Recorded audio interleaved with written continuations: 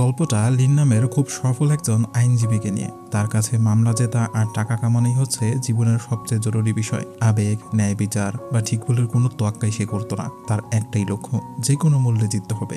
একদিন গাড়ি চালানোর সময় তার খুব ভয়াবহ একটা অ্যাক্সিডেন্ট হয়ে যায়। এরপর যখন সে চোখ খোলে, দেখতে পায় সে আর বাস্তব পৃথিবীতে নেই, অন্য কোনো এক জগতে পৌঁছে গিয়েছে।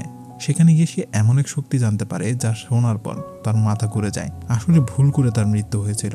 ভাগ্যের হিসাব অনুযায়ী তার সময় এখনো শেষ হয়নি। এই ভুলের কারণে তাদের দুনিয়ার সিস্টেম থেকে একটা সিদ্ধান্ত নেওয়া হয়, লিন সেখানে থাকতে পারবে না। এর বদলে তাকে পৃথিবীতেই অন্য কোন এক মানুষের শরীরে পাঠিয়ে দেওয়া হবে। এইসব শুনে লিন তো রীতিমতো অবাক হয়ে যায়। এবার গল্পের সময়টা একটু পেছনে চলে আসে। মানে লিনের এখনো অ্যাক্সিডেন্ট হয়নি, আমরা তাকে সেই আইনজীবী রূপেই দেখতে পাচ্ছি। একজন স্কুল পড়ুয়া মেয়ে এবং তার মা তার সামনে বসেছিল। মেয়েটার সাথে তার এক ক্লাসমেট জোর জবরদস্তি করেছিল। তারা চাচ্ছিল ওই ছেলেটার বিরুদ্ধে মামলা করতে, কিন্তু লিন হচ্ছে সেই ছেলেটার আইনজীবী। সে যে কোনো মূল্যে তার ক্লায়েন্টকে ডিফেন্ড করার চেষ্টা করছিল। মেয়েটার সাথে আদৌ কিছু হয়েছে কিনা সেই সত্যি জানার কোনো আগ্রহই তার ছিল না। সে কোনো রকম দ্বিধা ছাড়াই বলে দেয়, তোমরা এই মামলা কোনোদিনও জিততে পারবে না। তোমাদের কাছে তো তেমন কোনো প্রমাণও নেই। যদি মামলা করো তাহলে উল্টো বদনাম হবে। এরপর কোনো ছেলে তোমার মেয়ের দিকে ফিরেও তাকাবে না। আর এরপর যদি আমার ক্লায়েন্ট তোমাদের বিরুদ্ধে মানহানির মামলা দিয়ে দেয়, তখন তো লড়াই করার মতো টাকাও তোমাদের কাছে নেই। মেয়েটা আর তার মা এই কথা শুনে খুব ভয় পেয়ে যায়। এমনি তো মামলা চালানোর মতো বেশি টাকা তাদের কাছে ছিল না। তারা অফিস ছেড়ে চলে যায় আর ন্যায় বিচারের জন্য লড়াই করার আশাই ছেড়ে দেয়। লিন খুব ভালো করেই জানে ছেলেটাই দোষী, তবু সে তাকে বাঁচিয়ে দেয়। তার মনে না আছে দয়া আর না আছে ভালোবাসা। আগে তো বললাম, তার শুধু টাকা কামানোর দিকে ফোকাস। অবশ্য তার এক সহকর্মী তাকে বোঝানোর চেষ্টা করে, তুমি কাজটা একদম ভুল করেছো। তুমি সব জানতে, তারপরেও তুমি ওই মেয়েটার কষ্ট বুঝলে না। তোমার একদম উচিত হয়নি সেই ছেলেটার পক্ষ নেওয়া। কিন্তু লিন কিছুই বলে না। তো এরপর তাকে তার মায়ের কবরের সামনে দেখা যায়। আসলে সে উচ্চশিক্ষার জন্য জার্মানিতে যাচ্ছিল।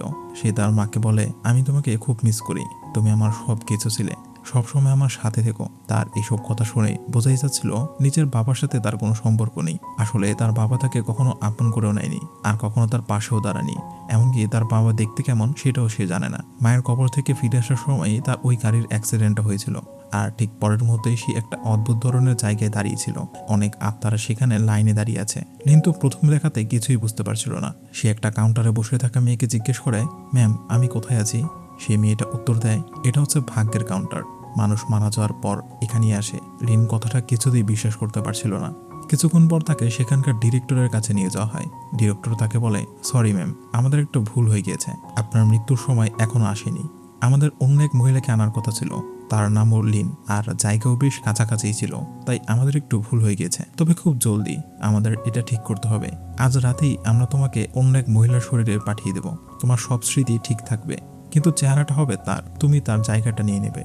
লিন এসবের খুব বেশি কিছু বুঝতে পারছিল না, তাই সে আর কি বা তর্ক করবে। পরদিন সকালে সে একদম নতুন এক জীবনে চোখ খোলে। সে একটা বিছানায় এক লোকের সাথে শুয়েছিল। লোকটা হচ্ছে তার নতুন স্বামী।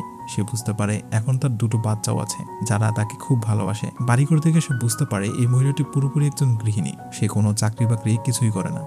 নিজের ছেলেকে স্কুলে নামিয়ে দেওয়ার পর সে তার পুরনো ল ফার্মে যায়, কিন্তু সেখানে কেউই তাকে চিনতে পারে না। তার সেই সহকর্মীও তাকে একদম অচেনা মানুষের মতো দেখছিল। লিন বুঝে যায় এখানে কথা বলে কোনো লাভ নেই। রাগে ক্ষোভে সে নিজেকে আরো বেশি অসহায় বলে মনে করতে থাকে। সে এই জীবনটা কোনোভাবেই যায় না। সে একটা চলন্ত গাড়ির সামনে গিয়ে দাঁড়ায়, কিন্তু ড্রাইভার তাকে দেখে গাড়ি ঘুরিয়ে নেয়। সে ওখানেই কনফিউজড হয়ে আর হতাশ হয়ে দাঁড়িয়ে থাকে। এরপর যখন সে ওয়াশরুমে যায়, তখন হঠাৎ করে সেই আত্মাদের দুনিয়ার ডিরেক্টর আবার তার সামনে চলে আসে। সে বলে, তোমাকে এই জীবনটাতেই বাঁচতে হবে। চেষ্টা করো জীবনটাকে উপভোগ করার, না হলে তোমার সাথে একদম ভালো কিছু হবে না। লিন রেগে গিয়ে বলে, তোমরা আমাকে এমন এক মহিলার শরীরে পাঠিয়েছো যে কোনো কাজই করে না। আমার জীবন মানেই তো ছিল শুধু কাজ আর কাজ। ডিরেক্টর শান্ত হয়ে বলে, তোমার কি এমন মনে হয় ঘর সামলানো কোনো কাজ না? দুনিয়ার সবচেয়ে কঠিন কাজ হচ্ছে একটা পরিবারকে সামলানো। তোমাকে এখন সপ্তাহের 7টা দিনই কাজ করতে হবে। তো ডিরেক্টরের সাথে কথা বলার পর লিনকে না চাইতেও এই জীবনটাকে মেনে নিতে হয়। সে পরিবারের জন্য খাবার কিনতে একটা দোকানে যায়। তার কাছে যেগুলো জরুরি মনে হচ্ছিল সে ওইগুলো নিয়ে কাউন্টারে আসে। কিন্তু যখন বিল দেখে আর নিজের ব্যাংক ব্যালেন্স চেক করে, তখন দেখতে পায় টাকাও কম আছে। সেই মুহূর্তে সে বুঝতে পারে এই পরিবারটা বড় লোক নয়, মানে একদম গরিবদের দুনিয়ায় তাকে ফেলে দেওয়া হয়েছে। এখন তাকে খুব হিসেব করে খরচ করতে হবে। তখনই একটা ফোন আসে। তার ছেলে বাস স্টপে অপেক্ষা করছিল। সে তাড়াতাড়ি তাকে আনতে যায়। ছেলেটা খুব অদ্ভুত একটা নজরে তার দিকে তাকায়। সেই জন্য বুঝতে পারছিল সামনের মানুষটা তার আসল মা নয়। লিন ছেলেটার সন্দেহটা ধরতে পারে। সে তাকে সব সত্যি কথা বলে দেয়। আত্মাদের দুনিয়া, সেই সব ভুল আর শরীর বদলানোর ব্যাপারটা সবকিছুই তাকে জানায়। তবে একটু মিথ্যা কথাও বলে। সে বলে 7 দিন পর তোমার আসল মা ফিরে আসবে। আসলে সেই বাচ্চাটার মন ভাঙতে চায়নি। ছেলেটা চুপচাপ সব শুনতে থাকে। এরপর বলে ঠিক আছে, আমি এই কথাটা কাউকে জানাবো না। এরপর ছেলেটা তাকে বলতে শুরু করে বাড়িতে কার কি পছন্দ আর কি অপছন্দ। ধীরে ধীরে তাদের দুজনের মধ্যে খুব মিষ্টি একটা বন্ধুত্ব শুরু হয়ে যায়। রাতে লিন সবার জন্য খাবার তৈরি করে। সে নিজের সর্বোচ্চ চেষ্টা করেছিল। কিন্তু যখন পুরো পরিবার একসাথে খেতে বসে, স্বামী আর বড় মেয়ে জানায় খাবারের স্বাদ একদমই ভালো হয়নি। লিন রেগে গিয়ে চিৎকার করে বলে কোনো ফালতু কথা না বলে চুপচাপ খেয়ে নাও সবাই। তারপর একদম চুপচাপ হয়ে যায় আর টু শব্দ না করে খাবার খেয়ে নেয়। রাতে বেডরুমে তার স্বামী তাকে জানায় খুব শীঘ্রই তাদের একটা পার্টিতে যেতে হবে। লিন খুশি হয়ে বলে আমি পার্টির জন্য একটা নতুন ড্রেস কিনতে চাই। এই কথা শুনে তার স্বামী বেশ অবাক হয়, কারণ তার স্ত্রী কখনো নিজের জন্য 1 টাকাও খরচ করতো না। তারপরও সে বলে আচ্ছা ঠিক আছে, একটা ড্রেস নিয়ে নিও। এরপর লোকটা তার স্ত্রীর একটু কাছাকাছি আসার চেষ্টা করে, কিন্তু এতে লিন বেশ অস্বস্তি বোধ করতে থাকে। সে তখন নানা বাহানা করতে শুরু করে, বলে আমার শরীরটা তেমন ভালো লাগছে না। শেষমেশ সে ড্রয়িং রুমে গিয়ে সোফার উপর ঘুমিয়ে পড়ে। পরদিন সকালে সে ছেলেকে নিয়ে আবার সেই দোকানে যায়, আর এবার সে সবার পছন্দের সবজি আর জিনিসপত্রগুলো কেনে। রাতে যখন তার স্বামী কাজ থেকে ফেরে, সে দেখে লিন শুধু নিজের জন্য নয়, বরং তার জন্যও কিছু দামি দামি পোশাক কিনে এনেছে। প্রাইস ট্যাগ দেখার পর লোকটার চোখ ছানা বড়া হয়ে যায়। সে বুঝতেই পারছিল না যে তার স্ত্রীর আসলে কি হয়েছে। যে মহিলা একটা একটা করে টাকা জমাতো, সে এভাবে না ভেবেচিন্তে খরচ করছে। সে শান্ত হয়ে বলে আমরা তো এই টাকাগুলো বাচ্চাদের ভবিষ্যতের জন্য জমাচ্ছি। কিন্তু লিন বলে আমরা যদি কখনো লাইফ এনজয় না করি তাহলে এই টাকা জমিয়ে লাভ কি। এই কথা শুনে তার স্বামী খুব মন খারাপ করে আর হতাশ হয়ে অফিসে গিয়ে বসে থাকে, মূলত ওভারটাইম কাজ করার জন্য, যাতে যে বাড়তি টাকাগুলো খরচ হয়ে গিয়েছে সেগুলো আবার জমাতে পারে। তাকে এইভাবে বাড়ি থেকে চলে যেতে দেখে লিনের খুব খারাপ লাগে আর সে নিজেকে দোষী ভাবতে শুরু করে। তাই সে একটা বাড়ি গিয়ে ড্রিঙ্কস অর্ডার করে। যখন সে সেখানে বসেছিল তখন একটা মহিলা তার কাছে আসে। সে আসলে ওই শরীরের পুরনো মালিককে চিনত, আর সে ভেবেছিল লিনই হচ্ছে সেই মহিলা। সে তার পাশে বসে বলে আমার তোমার পরিবারটাকে খুব ভালো লাগে। তুমি আর তোমার হাজবেন্ড সবকিছু মিলেমিশে সামলে নাও। তোমাদের পরিবারকে দেখলে আমি নতুন করে আশা খুঁজে পাই। এই কথাগুলো লিনের হৃদয় ছুঁয়ে যায়। জীবনে প্রথমবারের মতো কোনো মামলা জেতার জন্য নয়, বরং একটা ভালোবাসায় ঘেরা পরিবারের অংশ হওয়ার জন্য সে গর্ববোধ করছিল। সে যখন বার থেকে বেরিয়ে আসে তখন তার ভেতরে একদম নতুন একটা অনুভূতি কাজ করছিল। বাড়ি যাওয়ার সময় সে তার মেয়েকে একটা ছেলের সাথে দেখতে পায়। তারা দুজন একে অপরকে কিস করতে চাচ্ছিল। ঠিক তখনই লিন মাঝখানে এসে দাঁড়ায়। তার মেয়ে তো ভয় কাঁপছে, কিন্তু লিন কোনো চিৎকার চেঁচামেচি করেনি। সে খুব ভালোবেসে কথা বলে। সে জানায় বয়ফ্রেন্ড থাকা কোনো ভুল কিছু নয়, তবে এই বয়সে সে এসব করা ঠিক না। এখন পড়াশোনা করাটা অনেক বেশি জরুরি। আর তুমি আমাকে তোমার বয়ফ্রেন্ডের ব্যাপারে আগে জানাওনি কেন? মেয়েটা ভেবেছিল সে বকা খাবে আর শাস্তি পাবে, কিন্তু তার বদলে সে পেল মায়ের বোঝাপড়া আর ভালোবাসা। তার চোখ পানিতে ভিজে ওঠে। সে বলে আজ থেকে আমি তোমার সাথে সব কথা খুলে বলবো। তো ধীরে ধীরে দিন যাওয়ার সাথে সাথে লিনের মনটা বদলাতে শুরু করে। সে তার বাচ্চাদের আরো অনেক কাছাকাছি চলে আসে। ওই রাতে আত্মাদের দুনিয়ার ডিরেক্টর আবার তার সামনে আসে। সে হাসি মুখে জিজ্ঞেস করে কি ব্যাপার, এখন কেমন লাগছে? এখনো কি তুমি এই জীবনটাকে ঘৃণা করো? লিন একটা দীর্ঘশ্বাস নিয়ে সত্যি কথাটা বলে দেয়, এই জীবনটা ততটাও খারাপ না যতটা আমি ভেবেছিলাম। ঘর সামলানো কোনো ফালতু কাজ না, এটা খুব গুরুত্বপূর্ণ একটা ব্যাপার। আর মানুষজন এটাকে যতটা সহজ পাবে এটা মোটেও তত সহজ না। তারপর সে ওখান থেকে গায়েব হয়ে যায়। লিন চুপচাপ বসে টিভিতে তার বিয়ের ভিডিও দেখতে থাকে। সে দেখছিল যে তার স্বামী মুচকি হাসছে, তবে সে মন খুলে হাসছে আর খুব ভালোবেসে নিজের স্ত্রীর দিকে তাকিয়ে আছে। সে নিজের চোখে সেই সব প্রতিশ্রুতিগুলো দেখছিল যেগুলো তারা একে অপরকে করেছিল। ভিডিও দেখতে দেখতে তার মনের ভেতর নতুন এক অনুভূতির সৃষ্টি হয়। নিজের জীবনে প্রথমবার তার ভালোবাসার প্রয়োজন অনুভব হচ্ছিল। ভিডিও দেখতে দেখতেই সে সোফায় ঘুমিয়ে পড়ে। কিছুক্ষণ পর তার স্বামী কাজ থেকে বাড়ি ফেরে। সে তাকে খুব আদর করে তুলে নিয়ে বিছানায় শুইয়ে দেয়। পরদিন সকালে লিন চোখ খুলে দেখে তার পাশে খুব সুন্দর একটা নতুন ড্রেস রাখা আছে। তার স্বামী বিশেষ করে তার জন্যই এটা কিনে এনেছে। যাই হোক, সন্ধ্যায় সে তার স্বামীর সাথে ওই পার্টিতে যায়। সেখানে গিয়ে সে এমন এক সত্যি জানতে পারে যা তার আগে জানা ছিল না। তার স্বামী খুব সৎ একজন মানুষ। সে চাইলেই 2 নম্বরই করে অনেক টাকা কামাতে পারে, কিন্তু সে যে কোনো ধরনের বেআইনি কাজের অংশ হতে সোজা মানা করে দিয়েছে। আর এই সততার জন্যই সে কখনো প্রমোশন পায়নি। তার বস চাইতো সে যেন দুর্নীতিতে তাকে সাহায্য করে, কিন্তু তার স্বামী সবসময় এসব না করে দিয়েছে। এই কথা শুনে লিন তার ওপর বেশ গর্ববোধ করে। সে তাকে সাহস জুগিয়ে বলে যদি কোনো কিছু ভুল হয় তবে মুখ ফুটে বলো, নিজের সত্যিটা বলো, কখনো চুপ করে থেকো না। সে তাকে তার বস আর সহকর্মীদের সামনে নিয়ে যায়, কিন্তু বস তার সাথে ঠিকমতো কথাই বলে না, উল্টো সবার সামনে লিনকে অপমান করে বসে। নিজের স্ত্রীকে এভাবে অপমানিত হতে দেখে তার স্বামী আর শান্ত থাকতে পারে না। বছরের পর বছর জমে থাকা রাগ আর কষ্ট সব বাইরে বেরিয়ে আসে। সে চিৎকার করে পরিষ্কার ভাষায় সবার সামনে বলে, একদম চুপ কর, তুই তো 2 নম্বরে কামাই খাস। সবাই তার এই সত্যি কথাটা শুনে নেয়। বস তখন লজ্জিত আর রাগান্বিত হয়ে পার্টি ছেড়ে চলে যায়। জীবনের প্রথমবার লিনের স্বামীর নিজেকে খুব হালকা মনে হচ্ছিল। এখন তার বেশ ভালো লাগছিল, আর সে জানতো যে এই সাহসটা সে লিনের কাছ থেকেই পেয়েছে। তো এই ঘটনার পর তারা দুজন মিলেমিশে বেশ দারুণ একটা সময় কাটায়। তারা একসাথে হাঁটে, হাসাহাসি করে, আর রাতে একদম আসল কাপলদের মতো সময়টা উপভোগ করে। পরে যখন তারা বাড়ি ফিরে নিজেদের ঘরে যায়, হঠাৎ করে মেয়ের ঘর থেকে কান্নার আওয়াজ আসে। দুজনে ছুটে সেখানে যায়, দেখতে পায় মেয়ের মুখে আঘাতের চিহ্ন রয়েছে। লিন তার স্বামীকে বলে, আপনি একটু বাইরে যান তো, আমি ওর সাথে একটু কথা বলবো। সে বাইরে যাওয়ার সাথে সাথে মেয়েটা অঝরে কাঁদতে শুরু করে। সে সত্যি কথাটা খুলে বলে, তার বয়ফ্রেন্ড তাকে জোর করে ধরার চেষ্টা করছিল। আমি যখন বাধা দেই তখন সে আমাকে মারে। তবে এসব কথা তার স্বামীও আড়াল থেকে শুনে ফেলে। তার হৃদয় ভেঙে যায় এবং সে রাগে ফেটে পড়ে। সে একদম চুপচাপ বাড়ি থেকে বেরিয়ে যায়। ওই রাতেই সে ছেলেটার বাড়ি গিয়ে তাকে আচ্ছা মতো মারধর করে। পরদিন ছেলেটার পরিবার পুলিশের কাছে কমপ্লেন করে। এরপর লিন আর তার স্বামীকে পুলিশ স্টেশনে যেতে হয়। সেখানে গিয়ে দেখে ছেলেটা তার পরিবার এবং সাথে করে একজন খুব দামি আইনজীবীকে নিয়ে বসে আছে।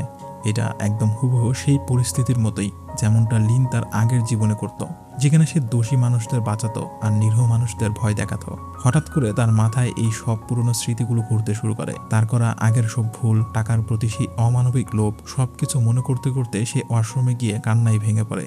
সে এবার বুঝতে পারে সে আগে কত মানুষকে যে কত রকমের কষ্ট দিয়েছে। তবে এবার সে আর পরিস্থিতি থেকে পালিয়ে যাবে না। সে ফিরে এসে খুব সাহস আর বুদ্ধিমত্তার সাথে কথা বলে। সে আগের মতো কোনো পাষাণ হৃদয়ের আইনজীবী নয়, বরং একজন মা আর একজন নারী।